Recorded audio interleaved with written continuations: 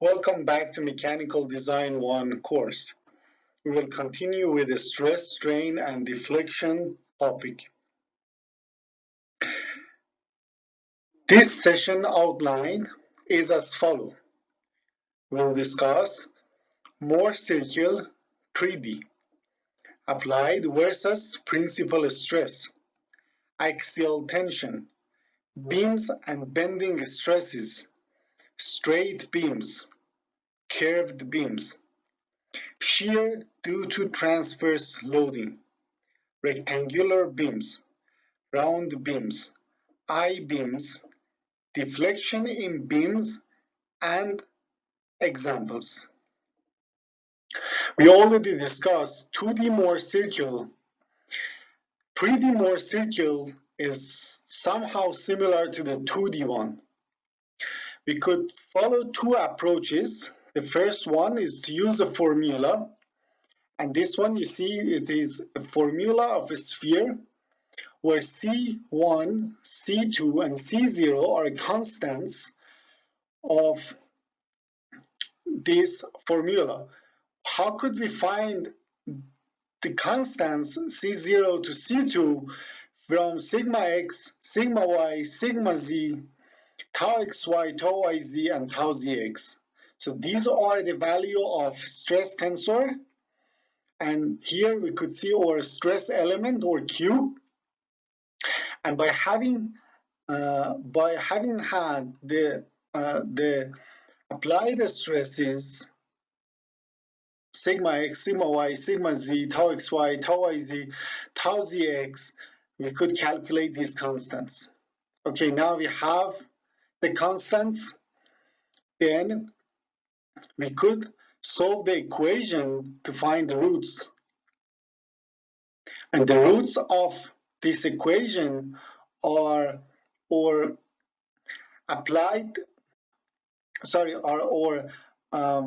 principal normal stresses. So sigma 1, sigma 2, and sigma 3 are all normal stresses. Okay, so this approach looks a little bit complicated.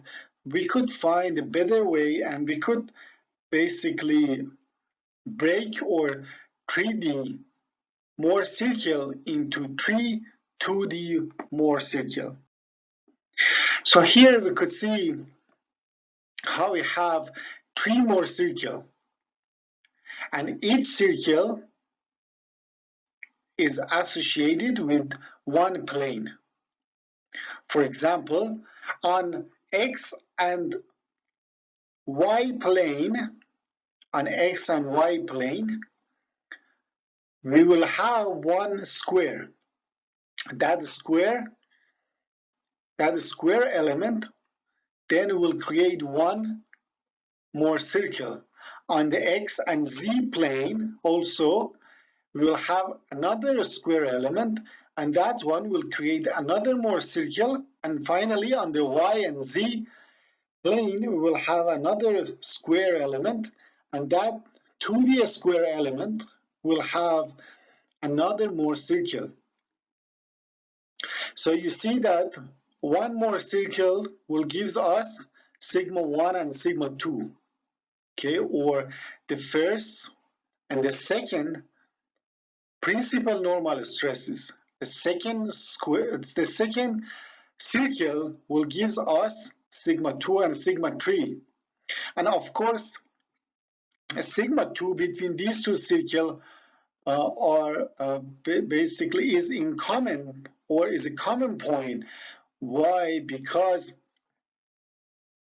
they have also one common axis, okay? So one of them, let's say, is xy, and the other one is xz, okay? So they have an x-axis is common, so then they will have one principal normal stress, sigma 2, also in common. And finally, the other circuit, that the circumference both circles the previous circuits, and it passes sigma 1 and sigma 3. Okay, so now you see also on each plane we could find principal shear stress. Okay, so on one of them, principal shear stress is tau 1, 2. And the other one is tau 2, 3. And the other one is tau 1, 3. So you see that in here, tau 1, 3, it's basically for the 1 and 3 axis. Okay. So from the circle, also from the formula, we could find the relation between the maximum shear stress or the principal shear stress and principal normal stresses. For example, how we could find tau 1, 3. Tau 1, 3 is basically a radius of this larger circle here. Okay, so it's tau sigma 1 minus sigma 3 divided by 2, and this one is the radius of the circle. And same for the other circles, we could find principal shear stresses. So you see that the best way to approach a 3D problem is to divide it into 3 2D problems. And for each of them, we could have a Mohr circle, and from the Mohr circle, we could calculate principal normal stresses and principal shear stresses.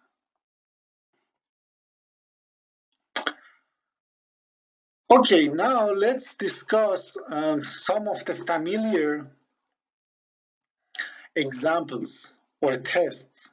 And one of them is axial tension or tensile test. Axial loading and tension is one of the simplest types of loading that can be applied to an element. Here we could see the element and the forces applied. Okay, this is a tension force or tensile force. It's assumed that the two opposing forces are collinear along x-axis. Okay, so these two forces are collinear. At some distance away from the ends, so here is end, okay, let me just put a circle around that. Here is one of the ends, and here is the other end of this sample, okay. At some distance away from the ends where the forces are applied, the stress distribution across the cross sections of the element is essentially uniform as shown. Okay, so here you see that we have a uniform distribution of the stress, but we need to get some distance from the applied forces, and we'll discuss this later. When it comes to stress concentration, you see that around this force jaw or around the jaw, you will have a stress concentration, and the distribution of the stress won't be a uniform distribution, okay? But if we get some distance from the jaws, from these ends, let's say at the middle here, then the stress distribution will be uniform. This is one of the reasons that these loading methods is used to test material properties. The applied normal stress for pure axial tension can be calculated from this formula. Okay, so you see that why we are using this method, because this method will give us a very simple stress distribution, and then we could easily calculate, let's say, maximum normal stress or maximum shear stress or principal normal or principal shear stresses. Okay, so you see that here sigma x, or applied normal stress along the x-axis, is equal to the P force divided by cross-sectional area A. And this sigma x is uniformly distributed. Okay, so the allowable load for any particular tension member can be determined by a comparison of the principal stresses with the appropriate strengths of the material. Okay, so that's why we use principal stresses. So in the tensile test, the principal stress is equal to the applied stress. And when the stress reaches to the strengths or reaches to the yield strengths, then the material starts to deform or have a permanent set of deformation. Okay, so now we could generalize this phenomena, this observation to other cases and say, okay, so in other cases, when the principal stress reaches to the yield strengths, then the material starts to yield. Material starts to deform permanently and go to the plastic region. The change in length delta S of a member of uniform cross section loaded in pure axial tension is given by delta is equal to FL divided by AE. Okay, so where this formula coming from? Okay, so we have Young's formula. Okay, we have that Hooke's formula. Sigma was equal to E multiplied by epsilon. We already calculated sigma, which was F divided by A. And what is epsilon is delta divided by L. So if you use that Hooke's formula and plug in the sigma and epsilon, then you could find the delta. What is this delta? It's elongation of or part of or sample.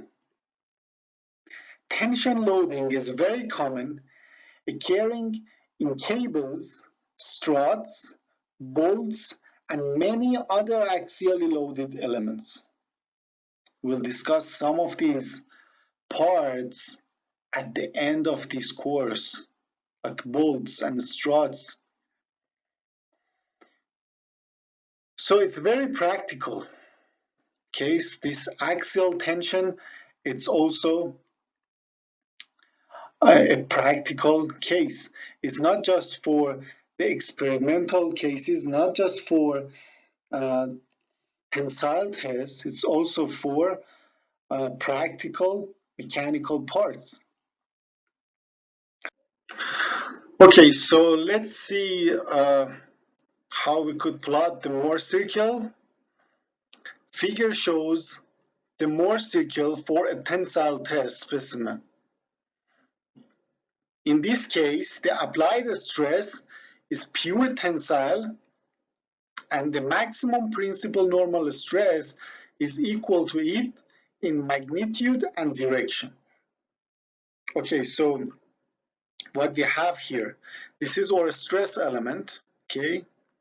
And this stress element, it's here, it sits here, okay? So look, here we have our element. Okay, here we could have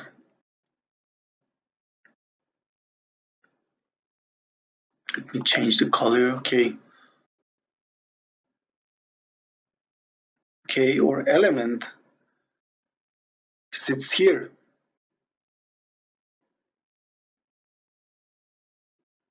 Okay, so this is our element here, okay? And this element is also the same, this element here. This element, okay, has x and y axis, and sigma x in this case, it's equal to P divided by A, or is equal to the sigma, or the applied stress, okay? And how much is the shear? Shear is 0, okay? So on the x, we have sigma x is equal to sigma, and tau xy is equal to 0. So this is our first point. The second point, on this side, sigma y is equal to 0. We don't have any forces on this direction, okay? We don't have any forces on y direction. So sigma y is 0, and tau yx is also 0. So the second point sits at the origin here. Now we could construct our Mohr circle and see that our applied stress sigma is equal to the sigma 1. The second principal stress, sigma 2, is equal to 0. How much is the maximum shear, or the principal shear stress? Is equal to sigma 1 divided by 2, or sigma divided by 2. So the principal stresses are the three principal normal stresses and the three principal shear stresses, okay? So we could also have a 3D Mohr circle, or we could also plot 3 Mohr circle, okay? There are no applied shear stresses on the surfaces normal to the force axis in pure tensile loading. Okay, so there is no any tau xy, or tau xy is 0. Okay, so where are other circles? Okay, we plotted one of them for sigma 1 and sigma 2. Okay, so this is for the x and y axis. For the x and z axis, if we plot the circle, we'll end up with exactly the same circle. And sigma 3 is also 0. Okay, but sigma 1 also is equal to sigma 1. What about the y and z axis? On the y axis, the sigma y is 0. On the z axis, sigma z is 0. So then that Mohr circle on y and z axis will become a dot. Will become a dot on the origin. Okay, so that's why you see only one circle here, but actually this picture is representing all of 3D Mohr circles. So you see that sigma 1 is equal to sigma 1 2 is equal to, sorry, tau 1 2 is equal to tau 1 3. What about tau 2 3? That one is equal to 0. Tau 2 3 is equal to 0. Okay. Okay, so you see that the axial tension is the most simple case. When we plot the Mohr circle, you see that how simple is the Mohr circle. The applied stress is exactly equal to the sigma 1. Okay, so when the applied stresses reaches to the yield strengths, we could say that, okay, so the maximum principal normal stress sigma 1 also reached to that yield strengths. And this is the reason we use this test, because then we could generalize this case and say, when in general sigma 1 reaches to the yield strengths, the part starts to yield. Okay, so here we continue with the tensile test. and we are exactly on the same figure. A principal shear stress of half the magnitude of applied tensile stress acts on a plane 45 degrees from the plane of the principal normal stress.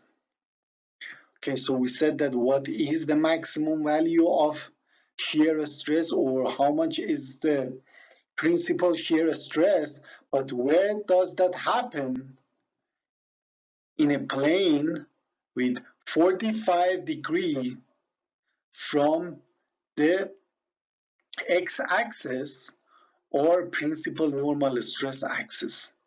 Why 45 degrees? Okay, so we already discussed is that all the angles on Mohr circle is double. Okay, so here, this angle is 90 degrees. This angle here is 90 degrees.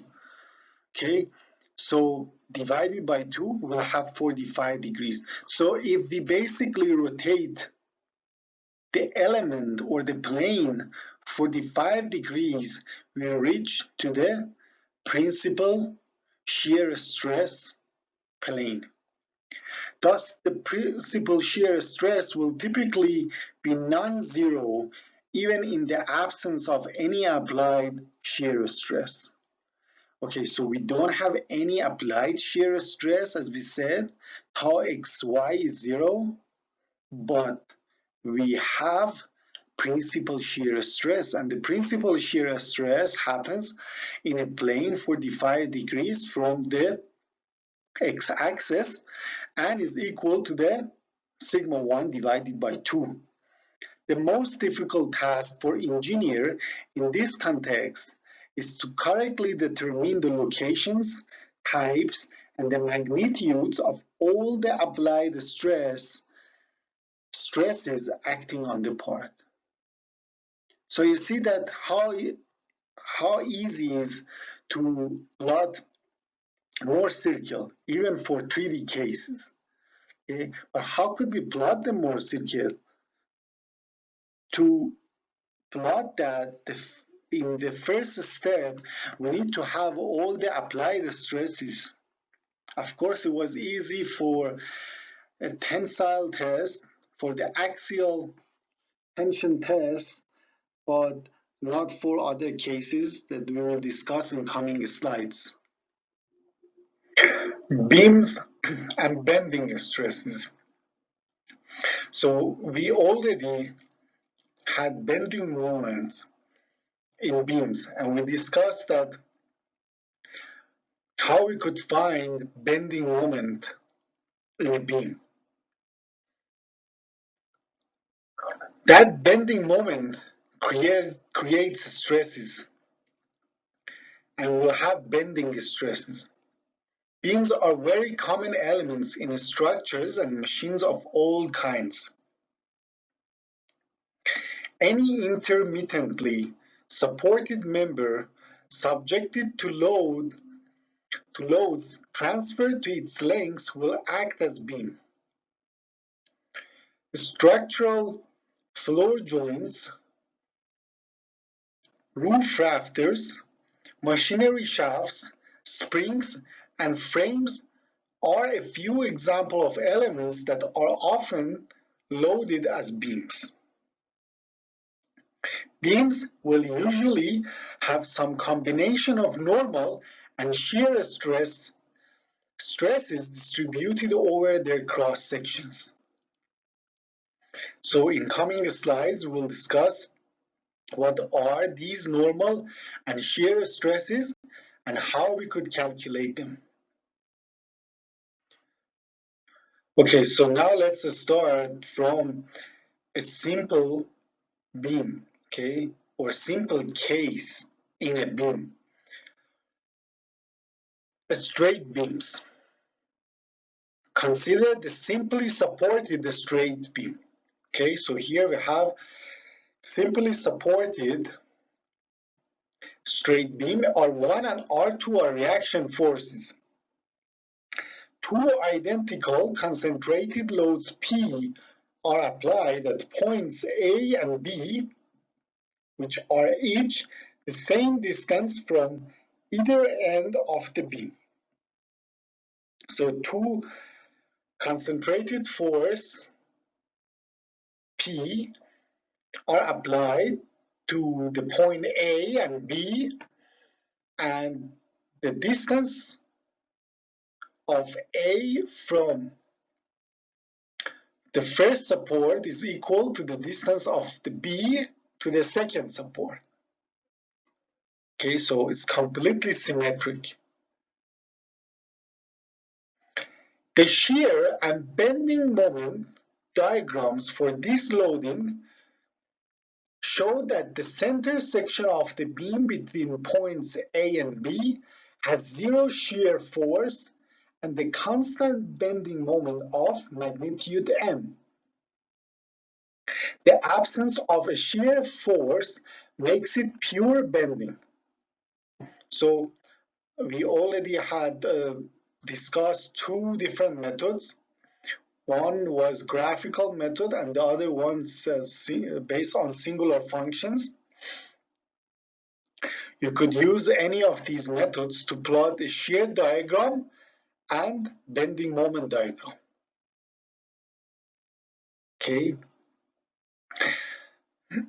And what we could observe here from these two graphs is that from the point A to point B, we don't have any shear forces, but we have a constant moment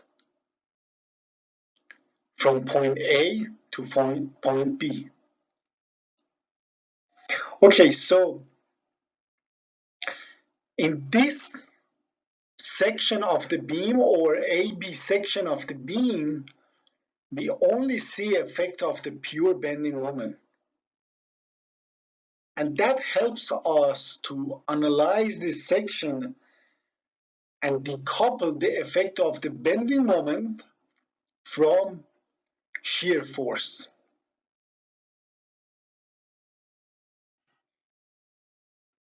Okay, so in that section AB, we have pure bending.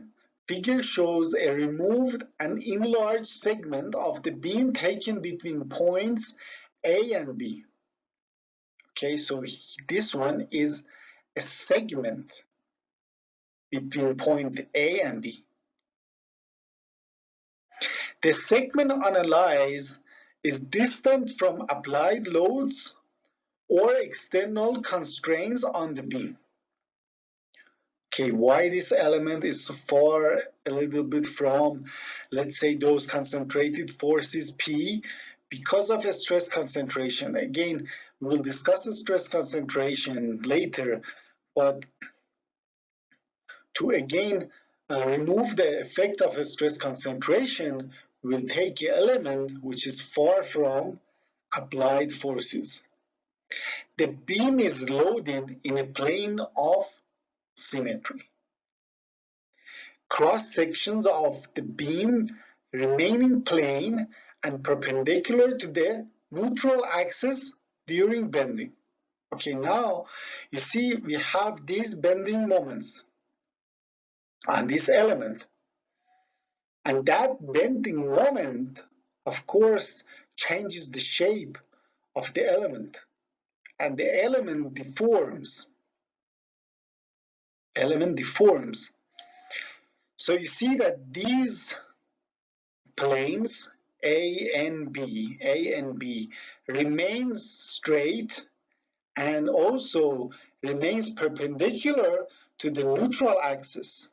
Okay, so N is neutral axis. Okay, for the rectangular cross section is exactly at the middle.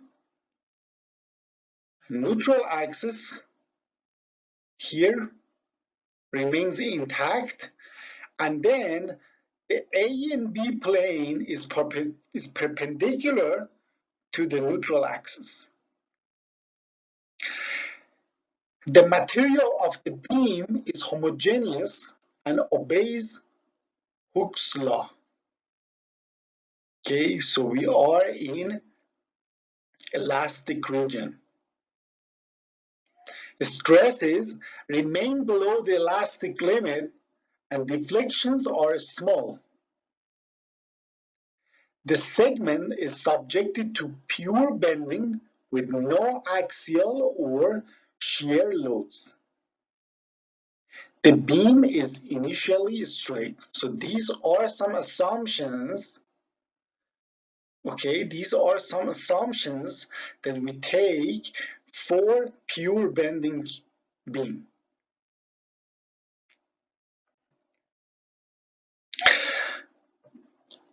Okay, so the bending stress magnitude is 0 at the neutral axis and is linearly proportional to the distance y from the neutral axis.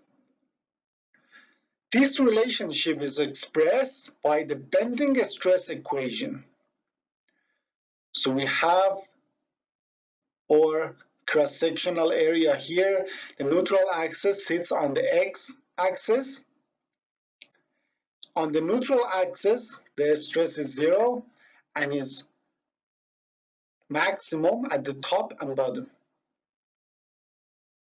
So sigma x is equal to minus my divided by I, where m is the applied bending moment at the section in question. I is the second moment of inertia or area moment of inertia of the beam cross-section above the neutral plane.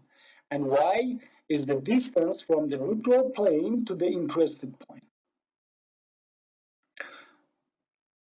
The maximum bending could be calculated by this formula, where the y is equal to c, and c is the distance of the top fiber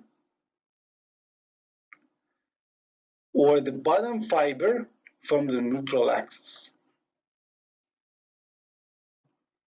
Watch this video to see how the bending stress formula is extracted.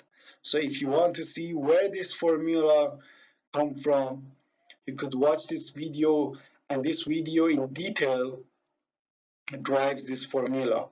But intuitively, if I want to explain it, you see that the top fiber compresses or decreases its length, and the bottom fiber will experience elongation, and the length of the bottom fiber will increase, but the length of the neutral axis will remain intact.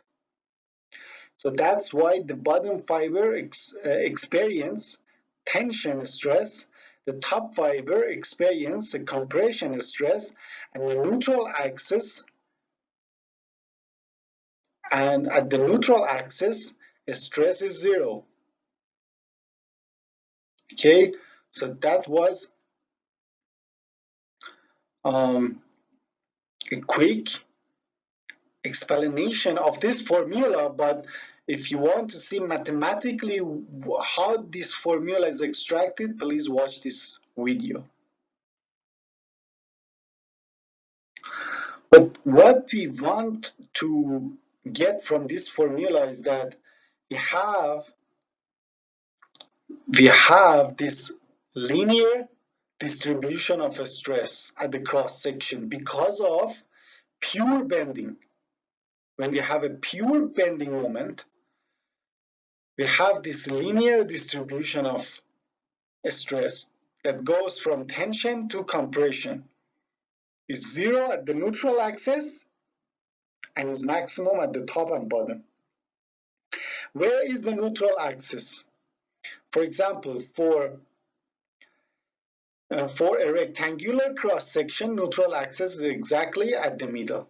For a circular cross section is also at the middle. Okay. Curved beams. Many machine parts such as crane hooks, C-lamps, punch press frames, etc. are loaded as beams but are not straight. They have a radius of curvature. The first 6 assumptions discussed above for straight beams will apply. If a beam has significant curvature, then the neutral axis will no longer be coincident with the centroidal axis of the above equations do not directly apply. The neutral axis shifts toward the center of curvature by a distance e as shown in the figure. So the neutral axis will not be a centroidal axis, and the neutral axis will shift a little bit toward the center of the curvature. And then we need to derive different formula, okay? So the formula for a stress distribution will not be sigma x equal to minus my divided by I, and we need to consider also the radius of curvature.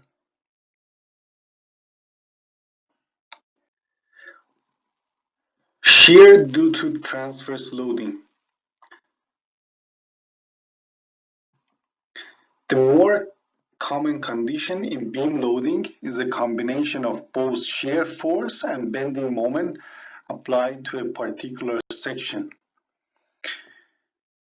Figure shows a point-loaded, simply supported beam and its shear and moment diagrams. We need to consider how the shear loading affects the stress state within the beam's cross sections. So here you see again simply supported beam with one concentrated force, shear force, and bending moment diagram. You could extract these graphs from graphical method or singular functions. But what I expect students to do to extract these diagrams quickly by any of these methods. So here we don't have that pure bending moment as we had in the previous slides. In any sections we have combination of both shear force and bending moment, and now we want to discover what is the effect of shear force or transverse load. And then we could use a linear combination of a straight state for both bending moment and shear force to have a stress element, complete the stress element of applied stresses.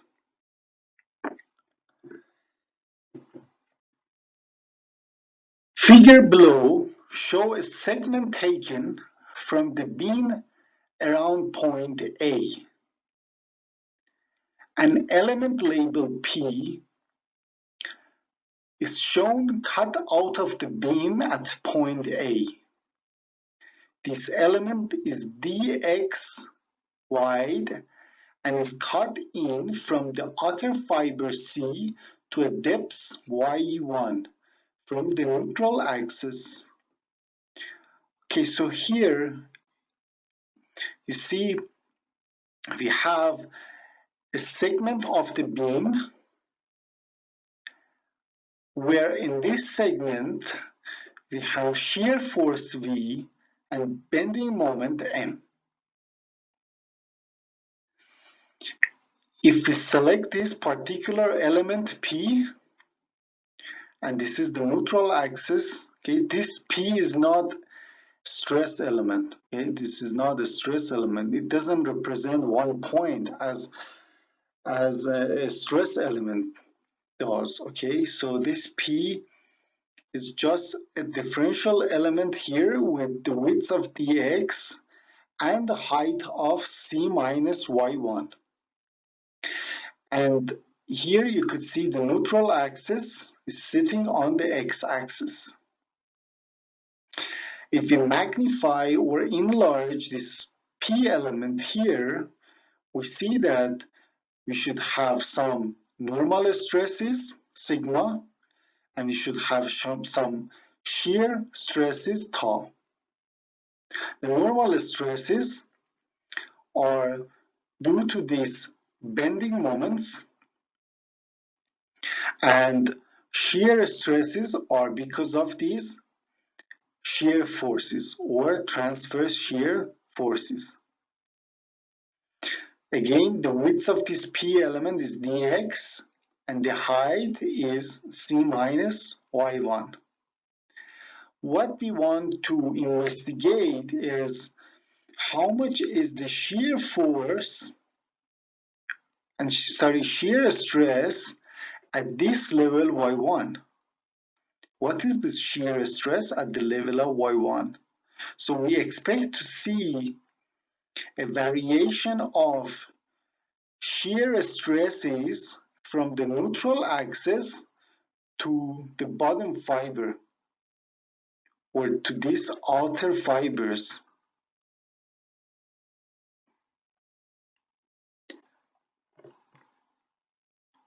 So here at the left side of this P element, we have sigma stress, and then by moving dx forward, stress changes to sigma plus d sigma.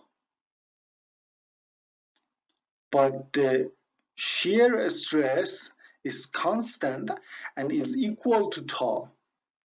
Okay, so it doesn't changes when we are in a particular altitude from the neutral axis.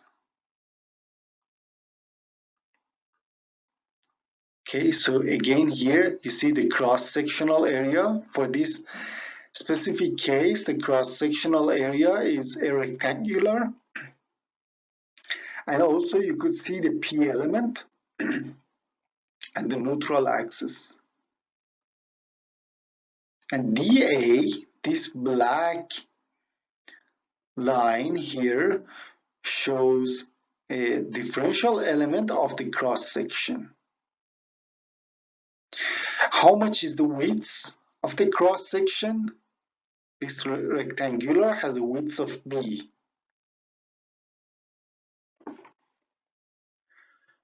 Okay, so now we need to calculate forces, and since this element is on equilibrium static state, we could write sigma f is equal to 0 and sigma y is equal to 0. So force and total force on the left hand face of P. On this left hand, sigma multiplied by dA is the force. How much is sigma? Is my divided by I. So F1x is the force because of the sigma, or is the force on the left hand side of the P element. We need to get the integral from y1, which is on this level, to the c, which is the height of the outer fiber. And also for the F2, which is the force on the right hand face of the element P. If we get the integral from y1 to c, we could find the force. How much is the sigma, or sigma plus d sigma in this case, is m plus dmy divided by I. So the moment changes when we move dx to the right side. How much does it change the moment? dm. The shear force acting on top face at distance y1 from the neutral axis is found from, so this force on the top face here is tau multiplied by the area that acts on that. What is the area that acts on that? Is dx is the width of that area multiplied by b, which is the width of the cross section. Okay, so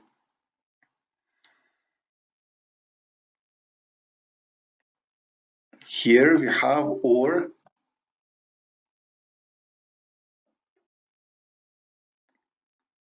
okay. almost, yes. Here we have this cross section, and here is the width is equal to B. Okay, so B, this is B, okay, multiply by dx. So fxy is equal to tau b dx, where the product b dx is the area of the top face of the element P. Okay, so dx multiplied by b. Okay, this one is b and this one is dx.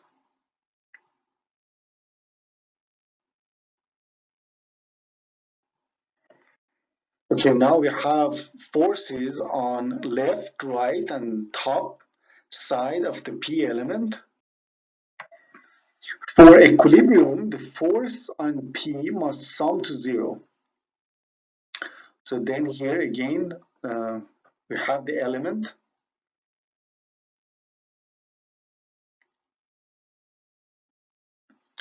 So P, okay, so tau B dx is equal to the force on the right side minus force on the left side.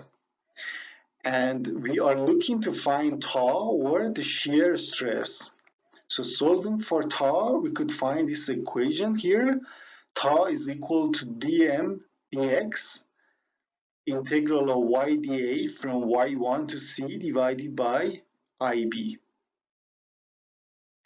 which gives an expression for the shear stress tau as a function of change in moment with respect to x. The distance y from the neutral axis, the second moment of inertia I of the cross section, and the width b of the cross section at y. Okay, so this is important that this cross section is at this particular height of y1.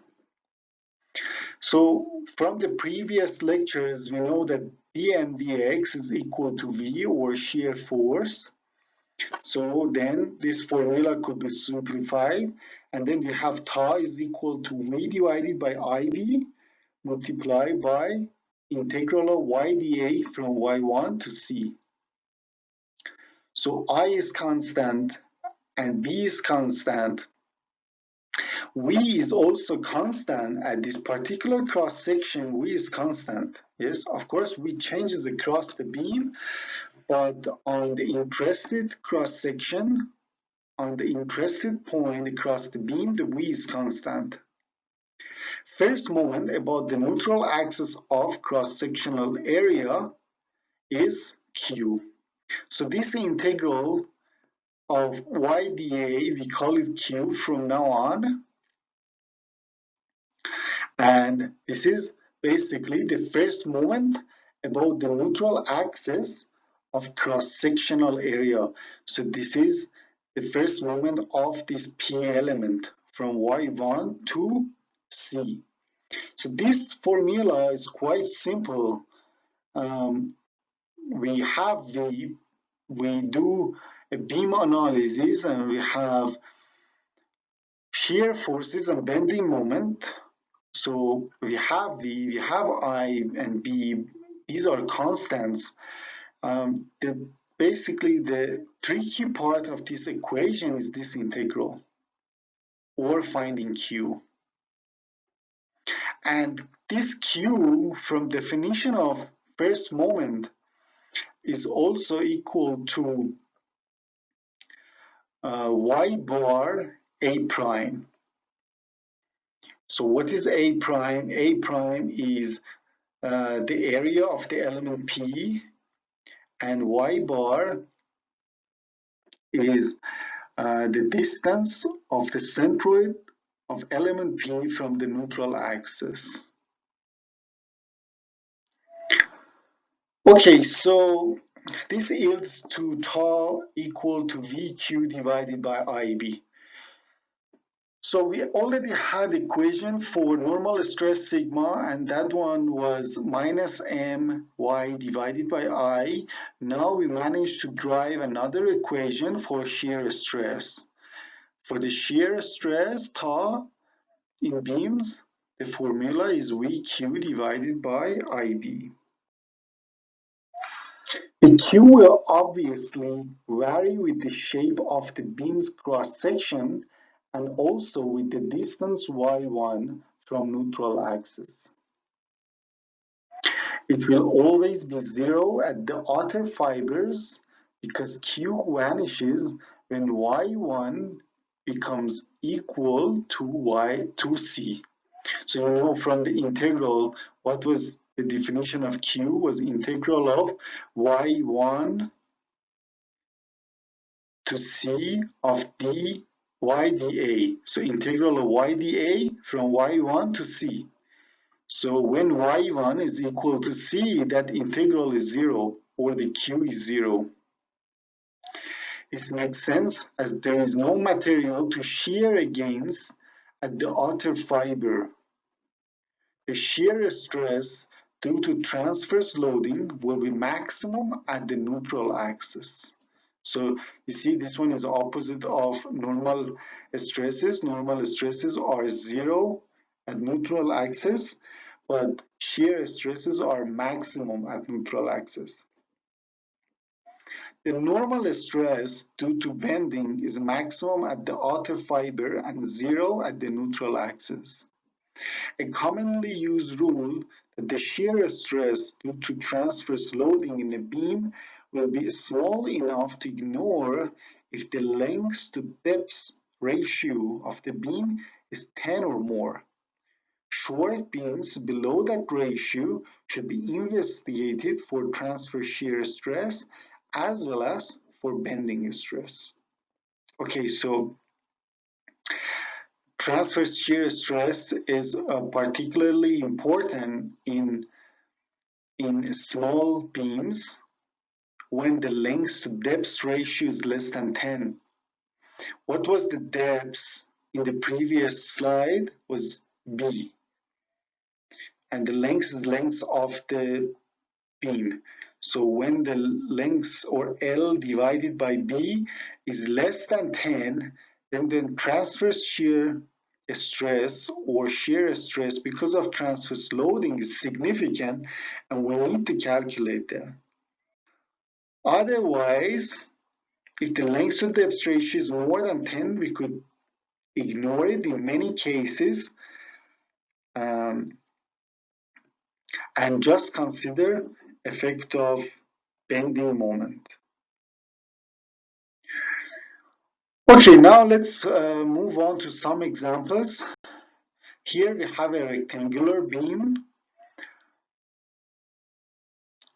and we want to calculate shear stress for a beam with a rectangular cross section of width B and depth H, and C here is equal to H divided by 2. So here we have width B. This is a cross section of the beam, okay? It's a cross section of the beam, okay? So the width is B, depth is H, and the distance from the neutral axis to the outer fiber is C is equal to H divided by 2. We need to calculate Q. So we are interested to find shear stress at height of y1. So what is that P element that we had before? Is this highlighted area? And what is the area of that is A prime, and the centroid of this P element is C prime. So the distance of the neutral axis to the centroid is C prime. To find the Q, we have two ways. One way is to get the integral. The other way, we could say that Q is equal to A prime multiplied by C prime, this distance here. So let's get the integral of y dA. What is dA? dA is this basically width b multiplied by dy. Okay, so let me show you what is dA on the picture.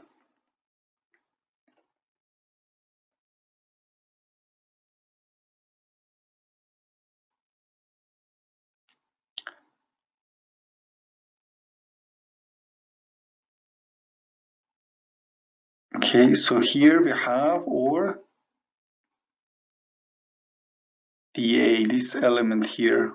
Okay, so this element here is dA, and you see that the width or the thickness of this element here is dy, and the width is b. Okay, so the area of the element dA is b multiplied by dy.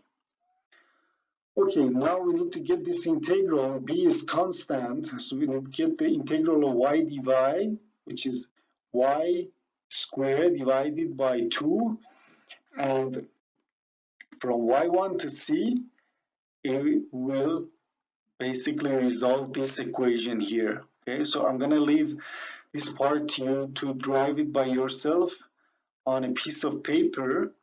Okay, and then this is the equation, the final equation for the Q. And if we replace this Q in the formula of the tau, which was VQ divided by IB, it will result into this equation. The shear stress varies parabolically across a rectangular beam as shown. Okay, so parabolically is changing here. Why parabolically? Because you see that we have here equation of parabola. Okay, so this one is equation of parabola here. Okay, when y1 is equal to h divided by 2, or y1 is equal to c, we are at the outer fiber, tau is 0. And when y1 is equal to c, or we are at the neutral axis, tau is maximum and is vh squared divided by 8i. Okay, so for the rectangular, I is bh cubed divided by 12. You could find the value of these i's in the appendix of the books for different cross sections. So here we have our beam, and here we have our shear stress distribution profile. You see that at the outer fiber, the shear stress is 0, and at the neutral axis, the shear stress is maximum. Okay. And for rectangular cross section, the tau max could be simplified. So you could simplify this equation, and then we'll have this formula 3v divided by 2a. So what we need to do, we need to find cross-sectional area of this rectangular and the shear force at that particular cross-section. Okay. Round beams. This is another example for finding shear stress and using a formula of VQ divided by IB. Okay, so here we have our round beam, and we want to find a shear stress distribution or shear stress profile, as we did for a rectangular cross section. Okay, so here we have our cross section here, and we need to get basically this integral, or find Q, which Q is integral of y dA. And here we need to see what is dA, okay? And we are getting integral from y1 to c. Basically, we are looking to calculate shear stress at this level of y1. Okay, so here you see the dA element, okay? The dA element is here. What is the width of this element? Is 2x, okay? It's 2x. And the thickness is dy. But what is the relation between x and y? Because we need to eliminate this x. From the formula of a circle, we have x squared plus y squared is equal to c squared, and c is the radius of the circle. So x is equal to a square root of c squared minus y squared. We need to just substitute dA in formula of q.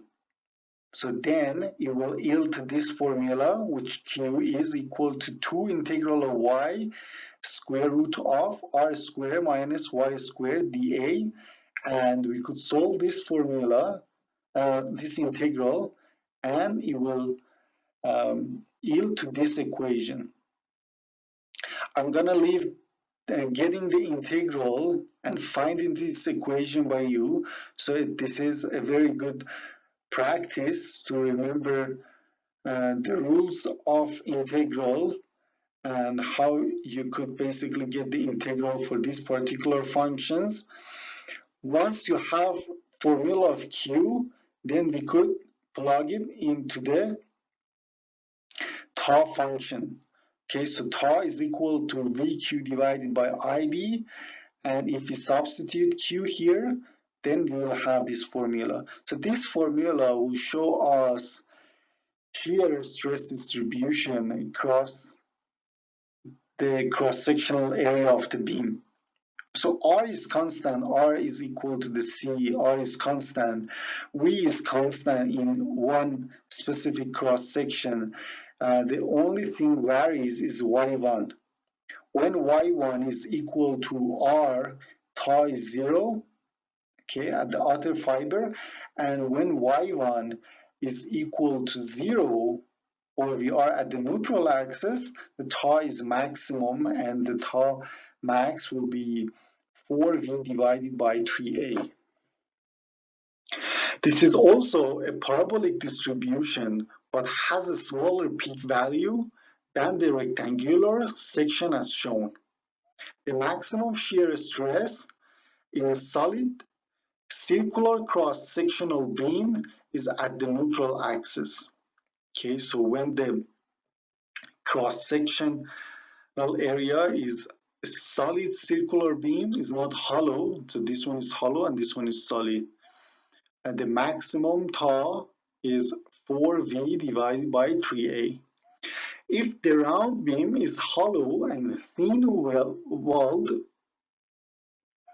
the maximum shear stress at the neutral axis will be approximately 2V divided by A. You could also derive this equation if you use that VQ divided by IB and find the Q equation.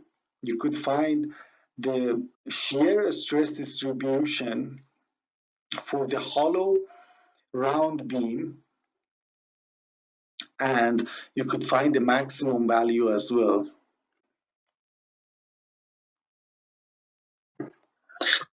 I-beams. It can be shown mathematically, and the I-beam configuration shown is the optimal cross-sectional shape for a beam in terms of a strength to weight ratio. This explains why I-beams are commonly used as floor and roof beams in large structures. So here we have our I-beam. Okay, the I-beam consists of a flange and web. So this part is web and this is flange. And if you use the same formulas as we already derived for normal stress and shear stress in beams, you could mathematically prove that I-beams have optimal cross-sectional shape in terms of a strength to weight ratio. Their shape puts most of the material at the outer fibers where the bending stress is maximum. Okay, so we know that maximum bending stress happens at upper up and bottom fiber or outer fibers. This gives a large area moment of inertia to resist the bending moment. So when we basically having these type of shapes and we have lots of materials far from the neutral axis, then the I or a moment of inertia of the cross-sectional area will be high. As the shear stress is maximum at the neutral axis, the narrow web connecting the flanges serves to resist the shear forces in the beam. Okay, so this web here at the center will be enough to resist the shear stress. In a long beam, the shear stresses due to the bending are small compared to the bending stresses, which allows the web to be thin, reducing weight. So in most cases, the length to depth ratio is more than 10, and the ratio of the normal stress to shear stress is quite high, or we could say that we could ignore or neglect shear stress compared to the normal stress. So this web will serve the purpose to resist the shear stress and will give the material mostly to resist the normal stress or bending stress. An approximate expression for the maximum shear stress in an I-beam uses only the area of the web and ignores the flanges. So when we want to calculate the shear stress in I-beams, we could say that it's just V divided by V divided by A. And the reason is that we could just ignore the area of these flanges. We said that when we calculate Q is almost zero at basically these flanges. Why? Because these flanges doesn't have that much area. Okay, so the shear stress could be then ignored in these flanges. Figure shows the shear stress distribution across the I-beam section depths. Note the discontinuities at the flange web interfaces. The shear stress in the flange is small due to its large area. Okay, so again, the maximum shear stress happens at the neutral axis and it's zero at top and bottom. This discontinuity happens because of the discontinuity in the cross-sectional area when we move from the web to the flange. The shear stress jumps to a larger value on entering the web. You see that it was almost zero, then jumps, goes higher, then rises parabolically to a maximum at the neutral axis.